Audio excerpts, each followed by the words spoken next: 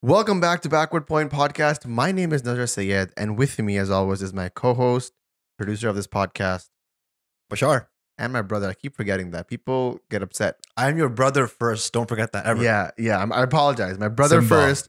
You know, Never forget. that's what capitalism will do. It will change relationships for you. But yes, we do have Bashar Sayed with us, and today is our first World Cup review of a match. Today was Pakistan versus Netherlands. It was the second game, not the opener. And we will be diving deep into the match analysis, how scared we were in the middle of the game, how Pakistan sort of turned it over, key points, Saud Shakeel, NRR, net run rate, lots more to come, deep dives into that. And before Just that, general World Cup talk as well. yeah, I mean, the opener, we'll discuss the opener as well because people want to know our thoughts on that. The magnificent opening ceremony. Wait, sorry. Never happened. Wait, no opening ceremony, right? No opening ceremony. Okay. I don't know. I'm tripping. Feels like I'm in some sort of a dream that's been violently shaken by Jay Shah. You and the ICC both. We both are in some weird trance mode right now. Yeah, so that's going to be on the agenda today. But, first and foremost, got to thank our Patreon subscribers. They are the ones who keep the light on in this building, in this room, on this podcast. And another surprise for them and our fans. People have been wanting us to do this for a very long time. The Backward Point Discord server, Bashar, is now live. Let's go. Hashtag BP. Hashtag BP. It's been live for about 5 or 6 hours, and there's already about 150 people in there, and it's lively, and people are talking and arguing and being respectful, Positive, constructive. People literally went on and said, "Hey, I just want to join this community so I can have a non-toxic place to talk to Pakistan cricket fans or just cricket fans in general about cricket." And that's the space that we've sort of curated. That's the space that we want to continue. Our Patreon subscribers have a specific channel, specific room on that server. It's just them and us, and they can talk about whatever they want, whenever they want. And, you and I have been on in and out of that server throughout the day, and it's been a lot of fun. There's actually, my favorite part of that server, Bashar, is the memes channel that we have. People just posting the funniest memes, and it's absolutely hilarious. You know what we'll do? This is a video that I wanted to do for a very long time. Meme review. Cricket meme review. Maybe we'll do it once a week. Maybe we'll do it once every couple of weeks. As soon as the memes start getting, there's more in there, we'll even ask people that are subscribing to pitch their favorite memes so we can review them. I know Tanmay Bhatt does this. People really like it, and that's something we could do as well. Absolutely. I think one more thing I love about the Discord is we have a lounge called PCT Therapy. Yes. If needed, hopefully we don't need it, but if needed in this World Cup, we can jump on that vocal lounge. We almost needed it. Almost needed it it. today. Almost on there. I was already asking our editor to be like, "Hey, can you work out the PCT Therapy voice channel? Because I think it's about to get down tonight." But thank God we didn't need it. And just again, thanks to everybody who's subscribed. Thanks to everybody who signed up to this Patreon servers and the Discord servers. It's amazing that we've grown this community so much and people actually want to be active. It's all because of you guys. Thanks a ton. Thanks a bunch. We're just two brothers trying to make this thing happen, and people come in and actually pitch in. So we appreciate that a lot. Moving over to the agenda, Bashar, what you want to start with? There's so much. I think before we dissect the nitty-gritty of the Pakistan Netherlands games, I think we should briefly touch on the England versus New Zealand game, the opening ceremony, how you felt. You saw the first game, you saw the second game, lots of feelings going in and out. Floor is yours. Yeah, I think it's very important to talk about that first match, the non-existent opening ceremony, and just how mismanaged this whole World Cup is.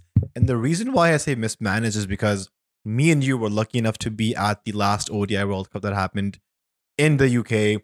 And I remember vividly, we bought our tickets 13 months in advance. The tournament started in June of 2019. And we bought our tickets in May of 2018. Yeah, we didn't know where we were going to stay. We didn't know what flight we were going to take. We didn't know what cities. Well, I mean, I guess we knew what cities we were going to be, but we don't know how we were going to travel. But we knew one thing, which is that we had tickets 13 months before the first game, the first game was going to be played. Because, I mean, the World Cup is a global event. People want to travel to the World Cup. And we had the same plans. And, living in the Western world, you need to plan your life accordingly, your vacations accordingly, your visas accordingly. And so to understand from what I heard is that the tickets are still being released for the World Cup as the matches go on, and some of them were released a few days ago, a few weeks ago, and just seeing the empty stands for the opening match. I do understand it happened at the biggest capacity stadium of cricket in the world. At the same time, why did you have the opener of England and New Zealand and not the home team? And why did you have it on a weekday in a stadium that, even though it was filled with around 30,000 people, it still looked empty? So I got some stats for you because I was listening to Buttafast, who have Ehsan Naqvi, who is a very prominent Pakistani. Ahmed Naqvi. My bad, Ahmed Naqvi. I love this podcast, by the way. You could never tell. Ahmed Naqvi is one of the hosts, and Usman Samiuddin is the second host. Ahmed, very prominent Pakistani journalist, Karachi-eyed, like deep influenced into his roots and his bones. And Usman Samiuddin, also a Karachi-eyed, but lives in Britain. And they were talking about how there is always an ICC committee that it is governing the preparations of a World Cup. So when it was in England and Australia, that committee was sort of making sure that things were in place and whatnot. And I mean, this is what Usman was saying, and I kind of believe Usman because Usman is like a deep ESPN cricket info guy. He was saying like either this committee did not exist this time, or even if it did exist on paper, it had no authority. So there were no checks and balances on how many tickets were being sold, when they were announced. There were dates were being rescheduled like literally weeks ago. You know, Pakistan's game was moved a couple of times, at least a few times. Security concerns. Pakistan's first opener was played under no local fan, like behind closed doors. Behind closed doors, under weird security circumstances. The Pakistan team got their visa so late. I mean, they had a whole team bonding thing scheduled in Dubai, which they had to cancel. Which we sort of got in a bit of flack of because we recognized that, and we actually talked about it in one of our reels that obviously kind of blew up. And people were just like, you guys submitted the team so late. You guys announced the team 3 days before. Sri Lanka and Bangladesh announced their teams a day after we did. They were there. Like, this is just complete utter nonsense. And then Pakistani fans don't have their visa, so they can't travel. So again, another beautiful example of that anecdotally, Atif Nawaz, part of the Change of Pace group. He's a commentator. He works for the BBC. I believe he has a British passport. I may be wrong on this, but he's traveled enough that he has enough of a travel history to know that if he got an Indian visa, he wouldn't like slip or stay there or whatever. Got rejected his visa. That's crazy. And he was going there for work through the BBC. Like, if the BBC can't get into India, then nobody can. They got into India way before anybody else did, and they stayed for a couple of 100 years. So, like, that's just the state of affairs when it comes to accessibility for this World Cup, right? You don't have international fans coming in. In the England-New Zealand game, there was these 5 New Zealand fans that the cameraman just couldn't find anybody else. He kept going to them. Do you remember this? Like, every time there was, like, Ravi Shastri? No. Who was the guy who scored the century? Ravichandra. Rachin. Yeah. Rachin Ravindra. Yeah, Rachin Ravindra. Ravichandra, I said. I don't know why. Rachin Ravindra. He every time he would score a boundary, they would show the same 4 people on the screen. And at the end, literally, because those 4 people came down and Ravi actually took pictures with them and was like, "Hey, thanks for coming from New Zealand or Auckland or whatever they came from." That's the sort of affairs that it is, and like that's like for New Zealand. There's going to be nobody for Pakistan, locally at least, that I know of. Now, I do know that there is a big fan following for the Pakistan team. There always is. Same thing with India. Like, if India ever toured Pakistan, like, there would be a bunch of people showing up in blue jerseys, supporting Kohli, supporting Rohit Sharma. They're just fans around the world. There are people who are separated by boundaries, but are united by the love of this game. And they're just, it's sad because people of means who want to go and sort of explore the Indian culture, you have to realize this is a 3rd or 4th generation after the partition. Like, we technically, our family moved from India to East Pakistan to Karachi. We've never been either to East Pakistan / Bangladesh ever, and we've never been to India ever. And now with Canadian-Indian relations, that's not going to happen either. But this would have been such a good opportunity for people like us to like go back home, see our roots, see our whatever, and just enjoy good cricket. But no, mismanagement to the max. I think, if the World Cup was better organized, I think I can speak for myself, but I would have at least given it a shot to try to go to India for one of the games, maybe the final, maybe the Pakistan-India match. But just not even having that option to explore was a bit sad. just because of how great of an experience we had at the last ODI World Cup. So yeah, definitely one of the worst managed tournaments. I don't know who to blame. Is this the ICC? Is this the ICC mixed with the BCCI? Can we bring in Jay Shah again? No, it's not I even love the Jay Shah hate. the Jay Shah hate is inexplicable right now. But it's not just the mismanagement in terms of tickets and just technical supply demand levels. I'm just talking about aesthetics. Did you see the promo of the where they had the captains doing the weird pointy thing into the sky? Cringe. The photo shoot was at Ahmedabad at the Narendra Modi Stadium. Cringe. You compare that photo shoot to the photo shoot from 2019, where there was an aesthetic, there was a rustic feel. They had like all the 10 captains sort of, uh, posed correctly. There was lighting. All the captain shots were so well done. Like right now, we got player shots on a white background, and they were like, I think the idea was like, here, take these weird poses from your star players and turn them into memes. I think if that was the idea, that didn't happen. And it's just been like, it's crazy, like the way that it's been monitored. It makes me sad because we were at a trajectory point where it was actually going towards, I'm not gonna say FIFA levels, but at least professional levels where it was fun to like engage. Right now, I'm just like, I just want to be far away from this promo as much as possible. Yeah, because it's also important to realize that when the Cricket World Cup comes around, people who don't watch cricket necessarily all year long tune in to watch the World Cup. Even if you're not a cricket fan, even if you just hear about the game of cricket, you tune in to watch the World Cup. I know people that I work out with at the gym, they're not cricket freaks, but they do have an understanding that the World Cup is happening. They tune into Willow here and there and they watch a few games. Yeah. So when they're tuning in to watch empty stands in the World Cup opener of the defending, the last World Cup finalist, it doesn't give off a good impression, especially in a country like India where cricket is the biggest sport there. You couldn't fill a stadium with the amount of youth you have, college students, university students, school students, in the most populated country in the world with the biggest sport being cricket. You couldn't fill a stadium with literally England and New Zealand being the finalists. One of the things, other things that I learned is usually World Cup openers start with the home country, right? The three World Cups that were in England in the first three times all started with England first. Pakistan started the first World Cup in 87. The only time that the World Cup started with not home countries was, and this is ironic, 1996 England versus New Zealand in Ahmedabad, and it was sold out. Wow.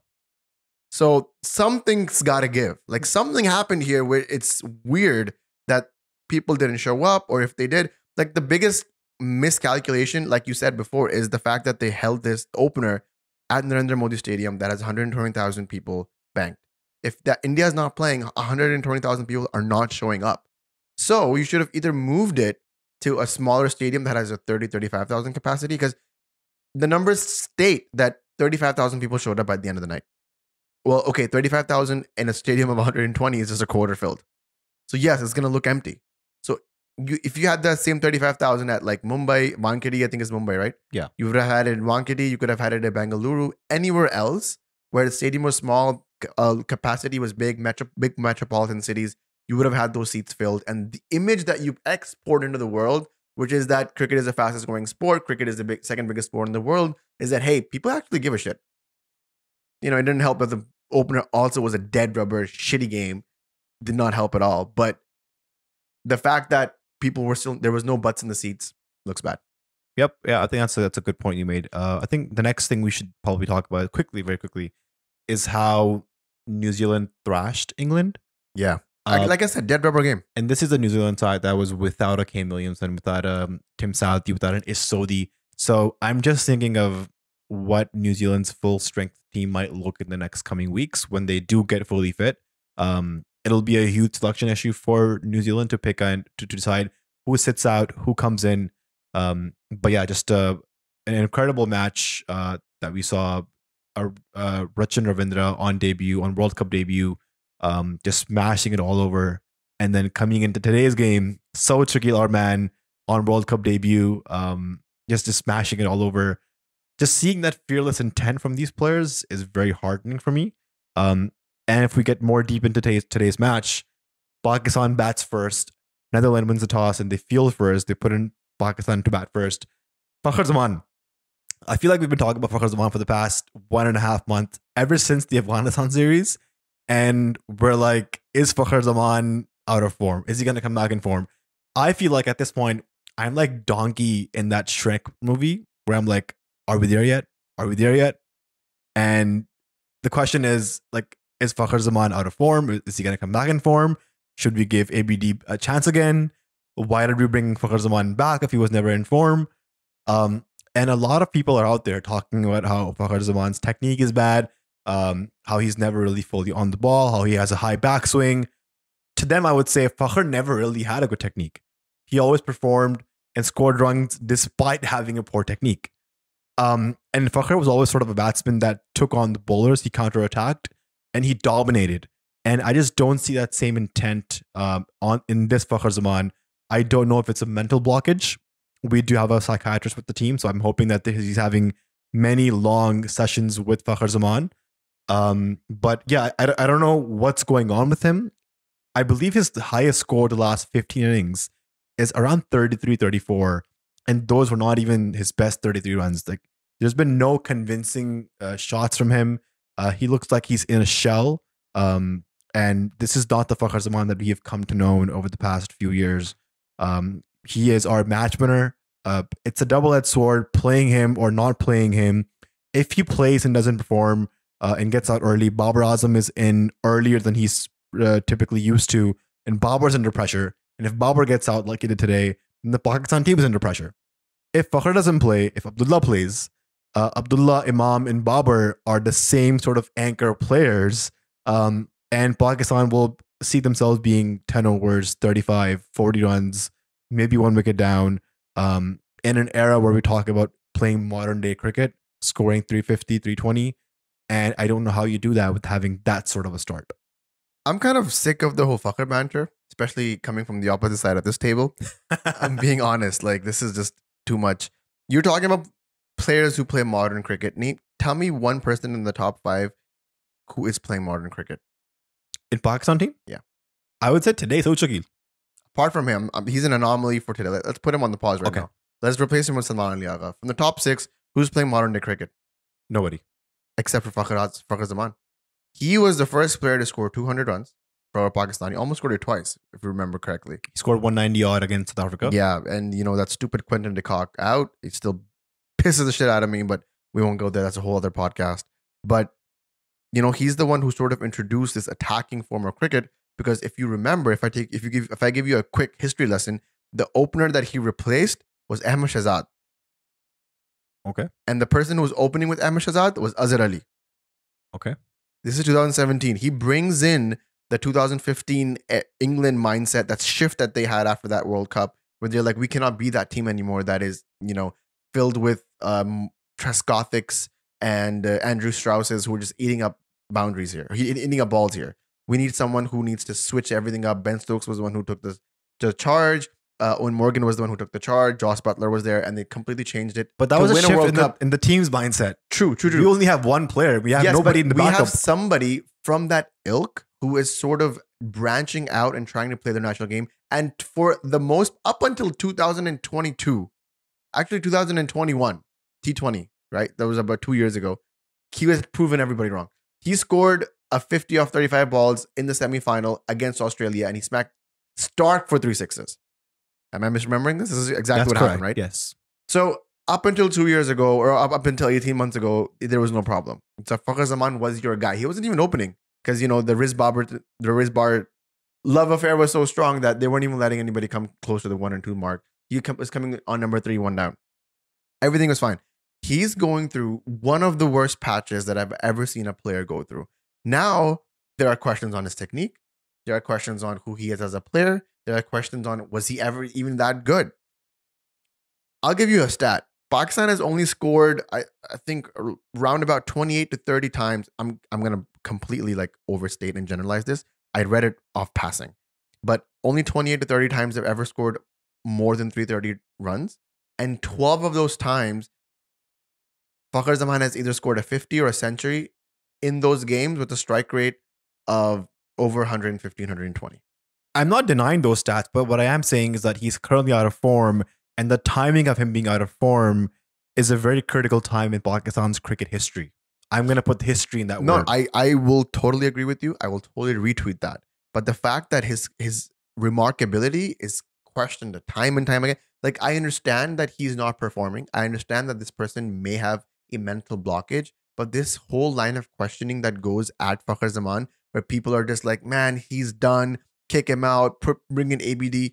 Bro, ABD has played 7 ODIs and he's gotten out golden ball duck twice.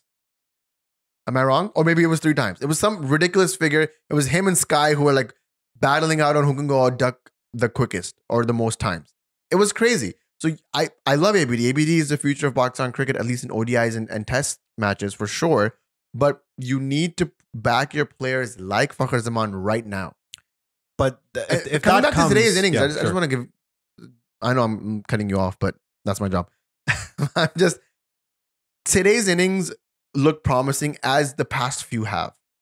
He had a quick start. One of the fours that he hit was on an edge, but apart from that, he looked good. He was, his bat was coming through well, and he looked like if he had stayed maybe 3 or 4 more overs, maybe he could have gotten a quicker start. He was off of 12 runs off like 9 balls, three really good boundaries. I thought that this today was that Babar that Fakhar would break his curse of the past 15 ODIs. Didn't happen. Got one random ball that kind of stuck deep into the pitch, and the whole timing went out, and he just gave a catch right back to the bowler. Happens. What I took away from today's game, at least with Fakhar, the 12 or 13 balls that I saw of his, I thought he looked intentful. I thought he had a mindset that was like, I know I've been in a bad patch, but I'm here to prove myself. And I think that if that mindset continues, and the best part about that, actually this whole scenario, is that Pakistan won today.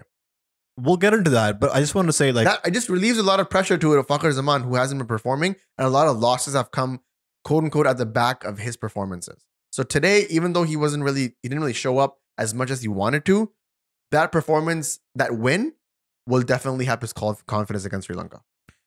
I think, it is a good thing we won, and we'll talk about how Pakistan's middle order stepped up, but we need to talk about the domino effect it has on Fakhar Zaman getting out early, because Fakhar gets out early, Babar comes in earlier than he wants to, and even today, Babar's innings was an innings very unlike Babar Azam. He scored 5 off 18 balls, looked like he never really got going, didn't really find his rhythm. Typically, he does take a few balls to get his inning started, and then he's looking for that one odd boundary where he can just dominate the bowlers and get on top of them. But today, I think Babar was under pressure, which put Imam under pressure, which resulted in Babar hitting it's a short ball. Babar, I would say 8 out of 10 times would hit that for a boundary, maybe for a 6 even sometimes. But he hit that straight to the fielder. I don't know if it was nerves. I don't know if it was because of the amount of pressure that is on Babar Azam these days, the media pressure, the captaincy pressure, the pressure to score monumental runs for Pakistan. And then because Babar then got out, Imam's under pressure, and then Imam got out for a short ball, which he looked in absolutely he looked in no position to play that shot. And historically, I think statistically, you will see Imam's weakness against the short ball.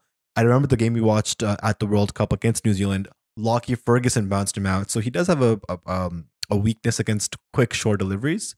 I think that one just kind of hurried onto him. I don't think he was expecting that to come as quickly as it did. I think he wanted to nudge it, and it just came so quickly that he just swatted it for a nothing shot. Nothing was happening with that ball. That was never going to cross the boundary. He just kind of threw his wicket away. So those back-to-back wickets definitely piled up. Pakistan was 38 for 3 and 9.1 The Babar wicket overs. is weird as well. He has a knack for throwing his wickets to the spinners. And that same position, by the way, that's a position that he's done it many times where that's an innuendo. That's a position he's done it many times. He doesn't sort of, his arms don't flow as well as they should early on in his innings. That's sort of like nerves, sort of like the eyes setting with the ball that happens. That ball that he got out on also, like, I feel like people do a lot of, give him a lot of, excuses. Oh, he just got a ripper from Pandya, so he got bowled. I said that. Yeah, you said that, and you got a lot of flack for that. But I genuinely think, like, same thing with Fakhar. The ball just stuck on the pitch a little bit, and he couldn't time it. And I feel like it was the same with Babar, where it just turned a little bit, gripped a little bit more. Man, you're Why are you such a laughing? big Babar stan that you can't say that Babar made a mistake. Come He on, made a man. mistake. 100% made a Relax, mistake. relax. 100%. But you're This is the third time in the last 4 innings against Netherlands where Babar is out against a spinner. There is something going on. I do hope that Babar comes back hard in the next match. And I'm low key, I'm very happy Babar didn't score runs today, because if he had scored runs, it would have been like, oh, look at Babar scoring runs against minnows. So again, it's a very double-edged sword every time he scores against a lower-ranked team, or Babar, all those tags start coming out again. So I think, law of averages, Babar Azam is saving his best knock against Sri Lanka, against India, century loading. Yeah, I think law of averages does state that. I'm glad he didn't waste his big runs opportunity today, but I would have liked to seen him get on the board. 40, 45, 50, that's something that I expect from Babar. I want him to be the highest run scorer of this tournament, and the 5-run start doesn't really help. I think getting into the positives that we saw, despite Pakistan being 38 for 3, is Pakistan's middle order stepping up in a way that us Pakistanis are not really used to. Seeing Mohammad Rizwan and Saud Shakeel having that partnership, showing intent, improvising, playing proper cricketing shots, and taking the attack back onto the Dutch bowlers. They had a partnership of 120 runs off 114 balls. And the most impressive part for me in this whole partnership was Saud Shakeel. One more thing I wanted to add is in the preview podcast, we talked about our playing 11. And I'm so happy that I'm at that point in life where I can just know what Babar Azam is going to do next, because we predicted the playing 11 exactly how it was announced. We mentioned that we wanted to see Saud Shakeel in the middle order instead of Salman Aliagha because of the innings he played against New Zealand in the warm-up match. I always had some reservations against Saud Shakeel, if I'm being very honest with you. Just because he's a small guy, he doesn't look like he has a man. You just totally disregarded Saud because he's short. No, it's because he doesn't look like he has power hitting abilities. And if I go to his list A stats, he averages 45, very healthy average, but his strike rate was 84. So I just don't think he has that 6 hitting ability. And because he bats at number 5, and that is, again, that's due to the fact that Babar Azam, the number 1 batsman in the world, according to the rankings, bats at number 3. Rizwan bats at number 4. Wow. No, I was the slander. Babar was exceptional as a captain today. Wait, no. Okay, wait. We'll talk about I'm jumping that. the gun, but how dare you, sir? I was just giving my source. It's not trust me, bro. It's the ICC ranking. It's the way you said it. It's not what you said. It's the way you said it. It's the way you said it, bro. I heard that venom. Okay, shrimp judge under disguise. Apne asli ID se aao. People say that.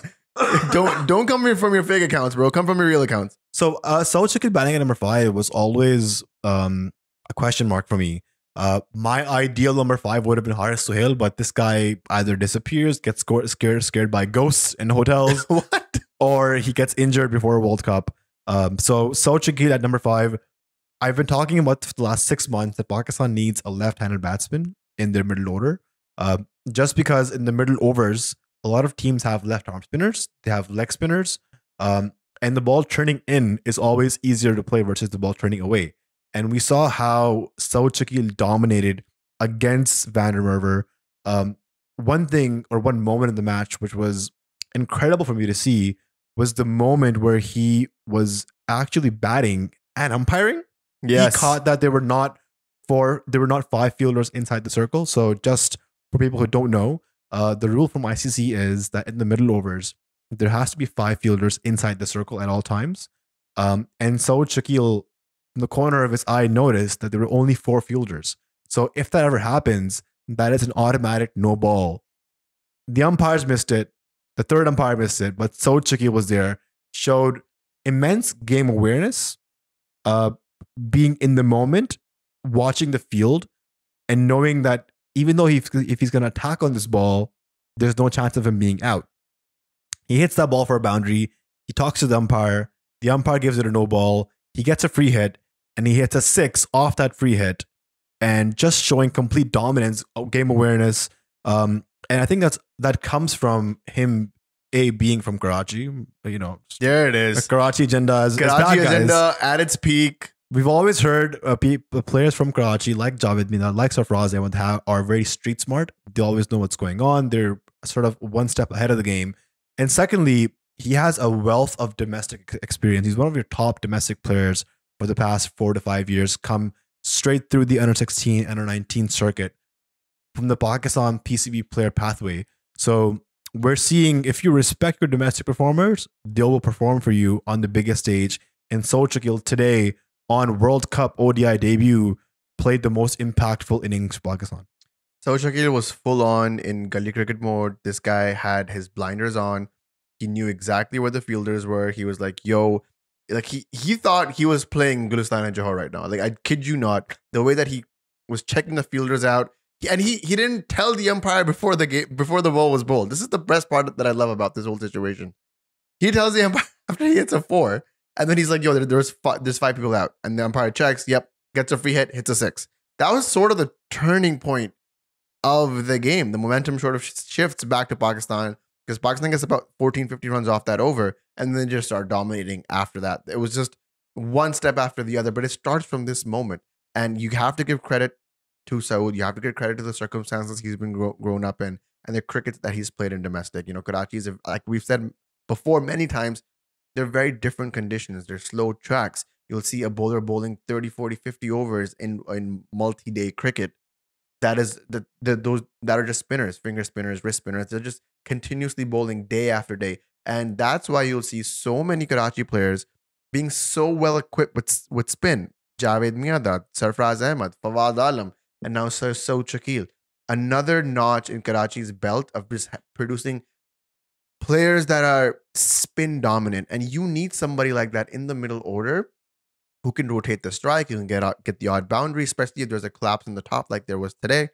You need someone to consolidate. Rizwan was a great pairing for Saud because Rizwan plays similar but different attacking cricket from the other side. So it was never like the runs were stopping. If they were not getting boundaries, they were getting singles. There was never a moment where there was a bunch of dots played straight up and the run rate was like dropping and you wanted to consolidate, hit a rash shot. That never happened. So I wasn't surprised, but I was really happy that Saud was able to show those numbers. He had the second fastest 50 in ODI World Cup history for a Pakistani batsman. 32 balls. 32 balls. He was almost about to cross Inzamam ul Haq's record there, but he wasn't able to do that. That's fine. There'll be more opportunities in the future. I was kind of shocked that he got to the milestone so quickly because it almost looked like he was playing risk-free cricket. I heard in his press conference that he mentioned that he was given the responsibility of being the number 5 batsman for Pakistan. So for the past few months, he's been working on these lap shots, these reverse sweeps, just ways he can dominate the bowlers in the middle overs because there's always 5 fielders inside, so you always have one boundary option. And if you aren't able to manipulate the field, you'll be bogged down. And like you mentioned, him and Rizwan just taking singles and doubles. That's one thing I feel like was missing in the Asia Cup. Pakistan played so many dot balls. They weren't even getting boundaries, so the pressure kept mounting and mounting. And when you go for that release slog shot, the chances are when you're under pressure, not set, it'll go in the air and you'll throw your wicket away. Another blessing in disguise was that because Saud was playing, Salman wasn't playing. And because Salman wasn't playing, when it came time to fielding, Babar didn't really have an opportunity to try Salman out. He went straight for Ifti, who gave him a first ball wicket. People are not realizing the impact of that one shift of getting Saud in. It basically, as a captain, the paradox of choice, we've talked about this many times. Economists talk about it all the time. When you have Shadab-Nawaz, Ifti, and Salman Ali Agha, that's 4, sorry. The counting was horrible. If people are watching this on YouTube, they're like, backward point cannot count. 4 options of part-time spinners, because I'm going to count Shadab as a part-time at this point. Even Bobby didn't give him full 10 overs. He was like breaking it apart, mixing it apart.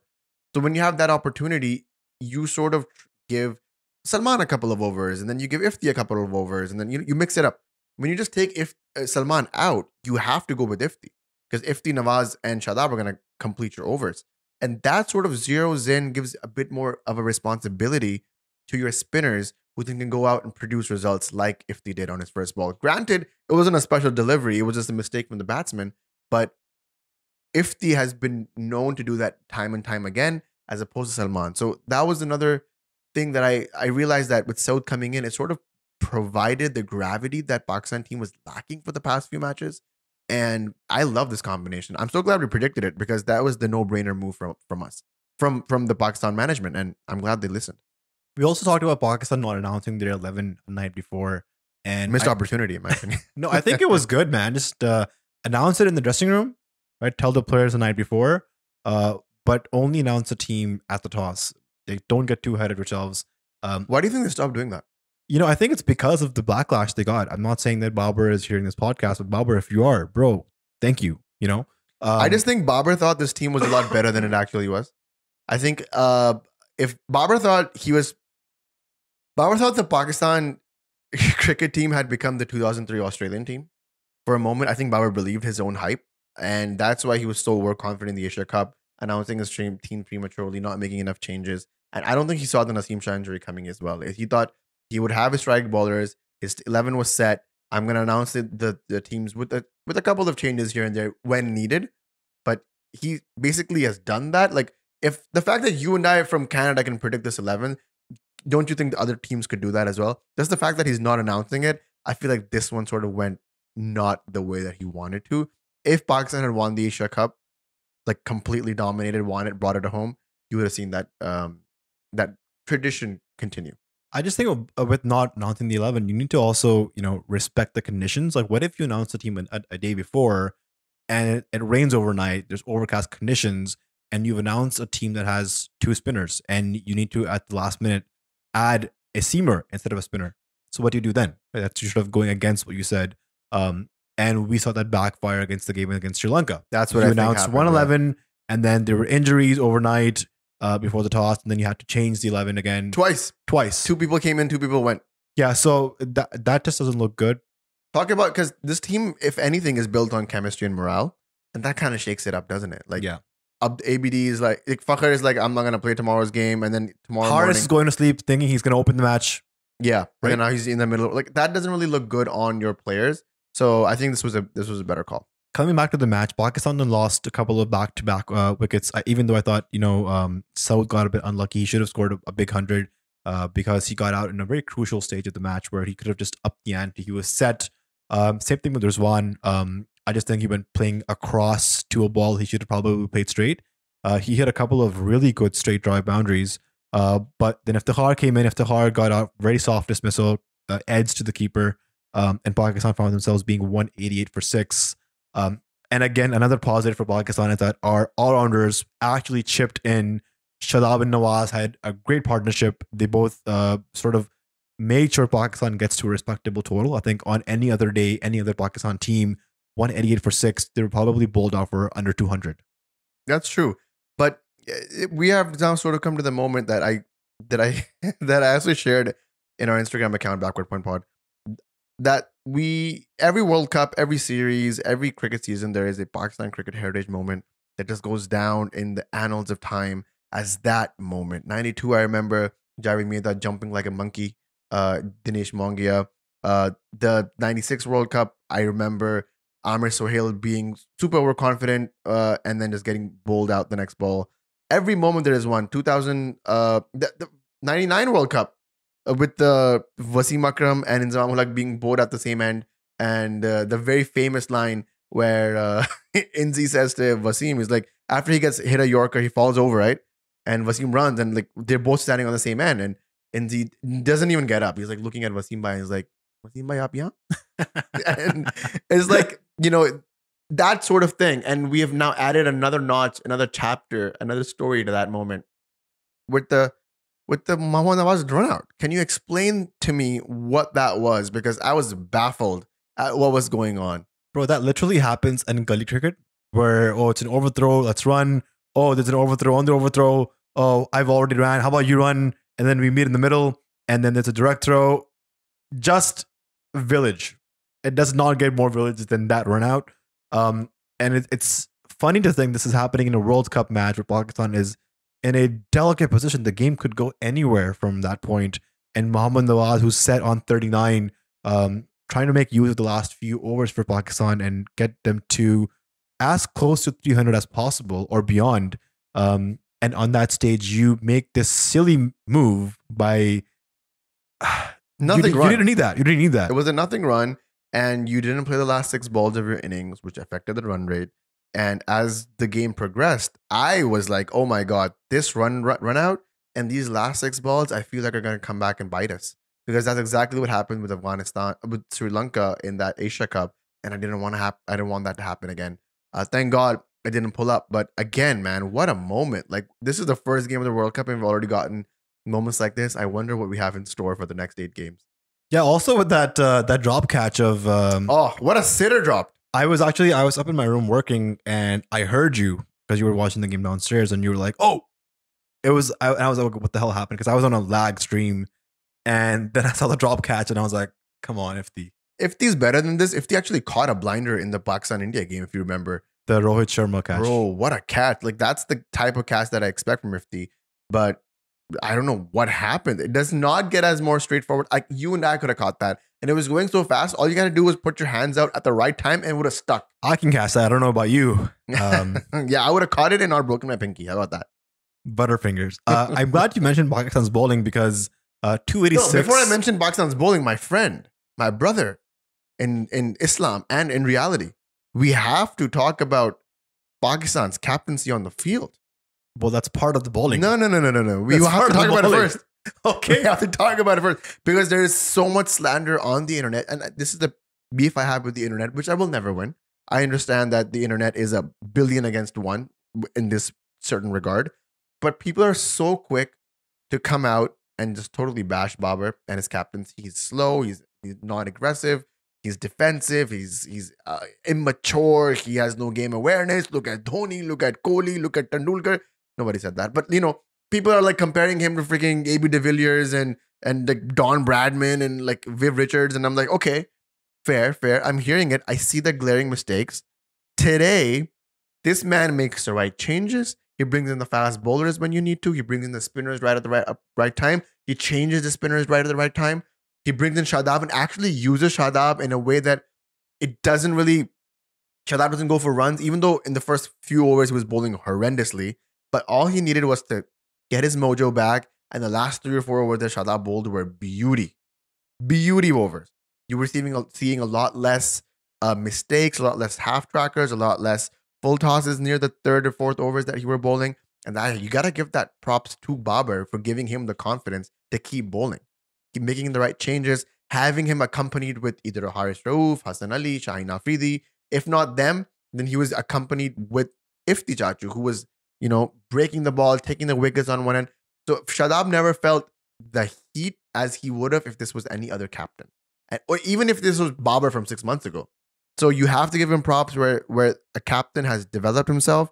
He's gotten mature. He's learning on the job. It's been 3 years, but he's come at a point and he's peaking. If this continues, he's peaking right at the perfect moment because if this mental awareness keeps on going, he's going to win matches.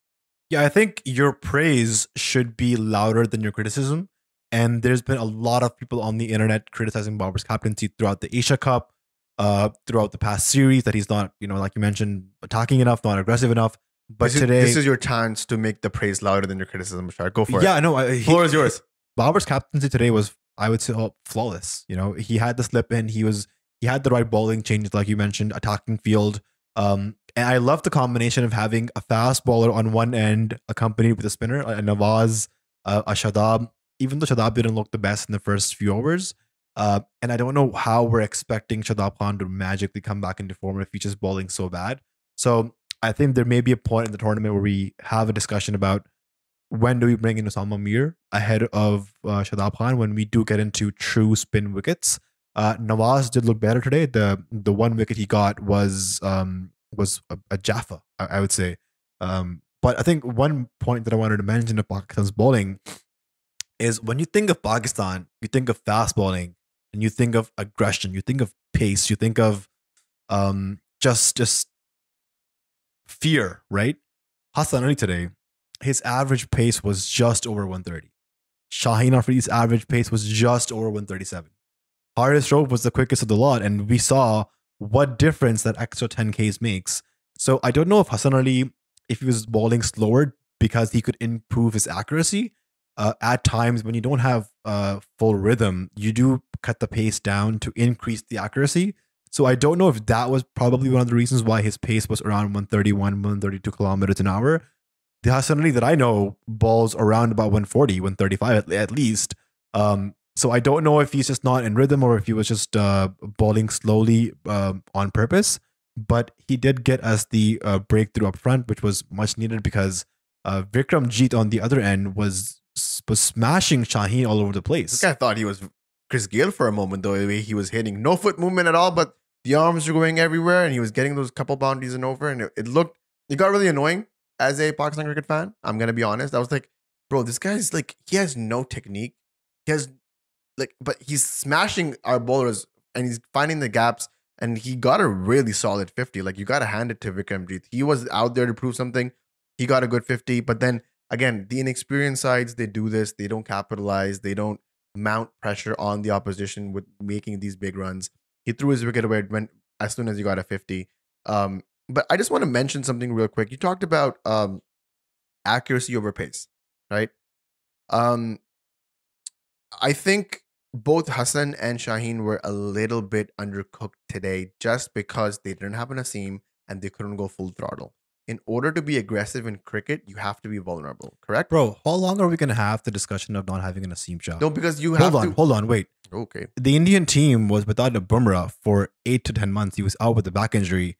I didn't hear anybody talking about, they didn't make Bumrah, it to the playoffs.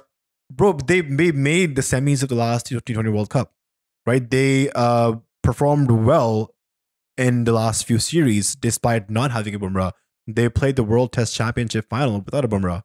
So how is it that one bowler goes away and you're suddenly panicking right, left, center? Okay, I'll explain it. I know Naseem Shah is a great bowler. He's irreplaceable. But I think we need to have backup bowlers in place to come into place with Naseem Shah. And one of the criticisms I do have for Babar Azam is I love how he made a solid playing 11, like we were talking about before the Asia Cup, that Pakistan looking like a settled team. We named the playing 11, and this is the same 11 that played against Nepal and India. But where Babar sort of made a big mistake is he never prepared a bench. As a captain, your job is not to just have a good playing 11. It's to have a good 15-man squad, a good 20-man squad that you can fall back on once injuries do happen. So I feel like it was just a lack of planning from Babar Azam. Maybe he didn't calculate that there might be injuries that may occur. And that's kind of dumb because with fast bowlers, injuries are part and parcel of the game. Yeah, in defense, because I have to present a defense for this situation, I want to ask you this one question in the defense of all of this. Is Hassan Ali your backup to Naseem Shah? He's the best available option, but he's not. Is he a direct backup? Nobody can back up Naseem Shah. Yes. Right? So he's not even the backup to Naseem Shah. He's the backup to the backup to the backup of Naseem Shah. So the backup would have been Hasnan or Hasanullah. He's not even their backup. The backup to them would have been Wasim Jr. or Dhani. He's not even their backup. He's like the third pick amongst all of these people if you bottle them in rounds. So what he wants to do right now is not be a bombastic Waqar Yunus. He's not that right now. He just wants to be there and contribute positively. If him going at 145 clicks means that he misses his length, he doesn't take wickets, and he gets hit for 80 runs in 6 overs, I don't want that. Let me tell you something. He might get away with bowling that pace against Netherlands, maybe even Sri Lanka. But when you get to Ahmedabad against Shubman Gill, against Rohit Sharma, you cannot keep bowling at a length and expect to keep bowling dot balls. What these great players do is they shuffle around, they come down the track, they make sure they mess up your length, and they will counter attack you. So that's just what I'm fearful going forward. I hope Hassan does gets into better rhythm and increases his pace, because I do want to see him back bowling 135 kilometers and up. I'm just going to run through some figures right now. We had Shaheen Afridi at an economy of 5.28, 7 overs, 37 for 1, which I think is decent. Hassan Ali, 7 overs, 33, 2 wickets. He actually looked a lot better than you're giving him credit for. That's why I'm taken aback a little bit. He also bowled a maiden in there. He was really, he had a really big part in making sure the runs dried up in the middle. So you have to give him props there. Haris Rule was the best at the trot. He should have had 4, in my opinion. 9 overs, 43, and he took 3 wickets there at an economy of 4.7. Ifti comes in, just bowls the 3 overs, takes 16 runs, gives 16 runs and takes that one very crucial wicket, first ball wicket. If he's turning into Shaheen, kind of a little bit. Mohammad Nawaz comes in 7 overs, 31 for 1, and economy of 4.4. And Shady comes in 8 overs, 45 for 1, economy of 5.6. Now, the important thing here to note is that Nawaz and Shadab have the same number of dot balls. You see that on Cricket Info. We have the same thing pulled up. 23 dot balls for both of them. Now, the place that where I'm still a little bit concerned about Shady is that he got hit for 2 sixes and a 4, right? And both of those sixes were not, the batsman overcame the spin or he overcame Shadab as a bowler. Those are just half trotters. You and I, if Shadab balls that to you and I, we are dispatching it over. Bro, even the wicket he got, it was a short ball. It was actually a mistake of the batsman. Not no credits to Shadab Khan. A little bit of credit to Shadab Khan. I'm a leg spinner. I'll tell you why. Firstly, it was a googly. Secondly, it was quicker. His googlies are usually a bit slower. This was his regular pace googly at like 89, 90 kilometers. 99. He dashed them in at 99. That kid said 99-kilometer googly that sort of climbed up on him. In your defense, like whatever you're saying is right. That should have gone for 6, but it didn't because it was so quick. You have to give him the credit for trying something out of the box. It didn't land where he wanted to, I'm pretty sure, but it gave him the same result. Netherlands at one point was 120 for 2, 123 overs, and I genuinely was scared that this might end up in an upset. I was terrified. I was like, how do I was gonna, if Netherlands had beat Pakistan today, this channel would have been deleted. I was like, I cannot do this anymore. I cannot come up here. And like, I'm so glad that we weren't quote unquote as big as we wanted to be back in 2022 when Pakistan lost from Zimbabwe. I would have been broken, like on camera. And the fact that we got there today, it was terrifying. I was sweating, man. I was like, are we going to lose from Netherlands today? But I think, credits to the bowlers and Babar Azam that when they got that first wicket, Babar got that sniff. He brought in hardest drove with his pace. Pace is pace. There's no replacement for that. Pakistan not only won, but they won by a big margin.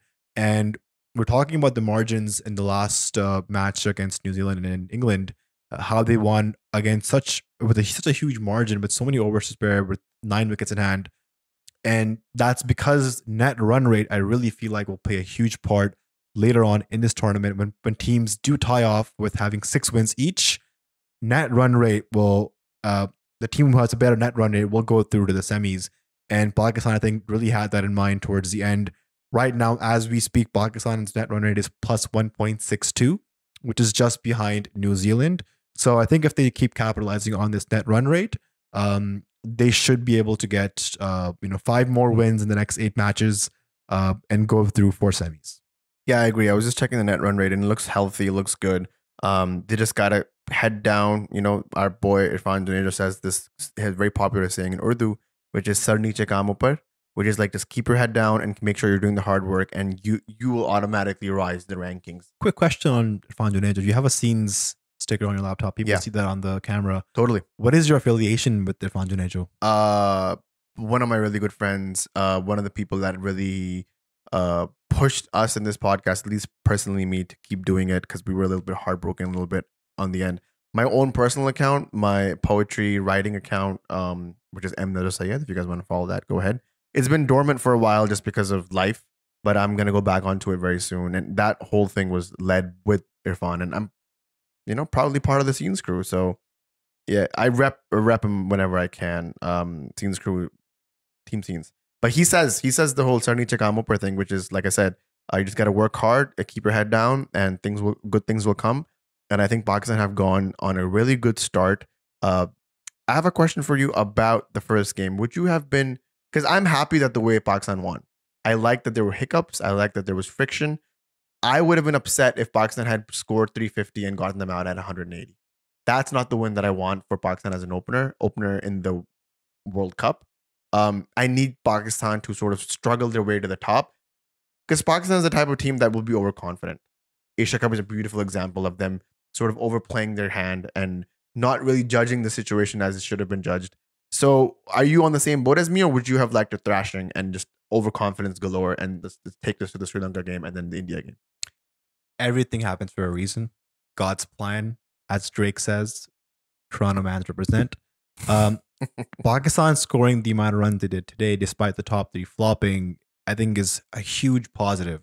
So imagine this same Pakistan team with an informed Fakhar, with an Imam who's in the runs, with the Babar who's dominating, and in the bowling when you have a Shaheen who's back into full rhythm, a Shadab who's bowling the ball in the right areas. As the tournament progresses, if those things keep happening, this will be a Pakistan team, which will be named as one of the favorites of the tournament. And the Pakistan team is such that they like to peak at the right time in tournaments, and we see them become dangerous when they do that. And despite however Pakistan performed in the Asia Cup in bilateral series against B teams, C teams, whatever you want to call it, whatever the critics say, but Pakistan in ICC tournaments is a different beast, and I don't think any team will ever take them lightly. And I saw a lot of comments today saying that Pakistan adds such a different flavor to these ICC tournaments. They are one of the most entertaining teams to watch, even if you're not a Pakistani fan. Just because you don't know when they'll do what, there is that unpredictability tag attached to them. Like today, they almost lost, then they almost won, they lost again. Just a roller coaster of emotions. Somebody put a really funny meme on the Discord where it was just like a line that was going like this, like up and down, like a roller coaster. And it was just like Pakistan emotions during the game or whatever. And it was like they were gonna win, they were gonna lose, they were gonna win, they were gonna lose. It really is like that.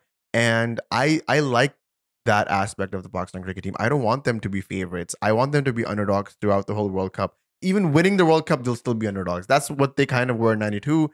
That's what they kind of were in 2009 as well. I need them to be that because that's when they are the best. Whenever we've been super confident, whenever we've literally had the best team, we've choked, and I don't want that. I want them to steadily get better and peak at the right time. That's exactly what happened in 92 as well. I hate being that guy that's like, oh, in 92, Amir and Imad weren't in the team either, so we're going to, no, I'm not that guy, but there is a sort of story, a lore, a context to Pakistan cricket that actually is seeped within this. So, onwards and upwards from here, I do have an interesting proposition for you to present, and then we'll end it on this because I feel like this is a really nice cliffhanger. Pakistan's next game is against Sri Lanka. Let's say in a perfect world, Pakistan win that game. Pakistan will be 2 W's when they go in to the India game next week. India's first game is against who? Australia. Tough match. And then the next game is against Afghanistan, who is also a formidable side. Let's just put a scenario to our fans, to yourself as well. I want to see what you have to say about this.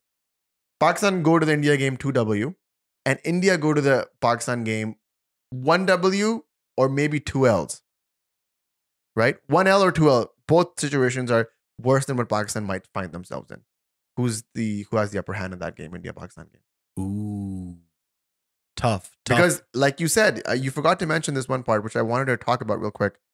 England is virtually out of this tournament. We talked about this yesterday, but just because of how bad the run rate is, they'll need to win huge margins. 7 out of their 8 games. The next 7 out of their 8 games to comfortably qualify. Because even if they win the next 6 out of 8 games, they'll need to win those 6 games by huge margins to qualify. Because their net run rate is currently negative 2.142. Similar situation that Pakistan was in 2019. The West Indies game they lost, they got thrashed, and they weren't able to qualify after because of net run rate. So every single game matters.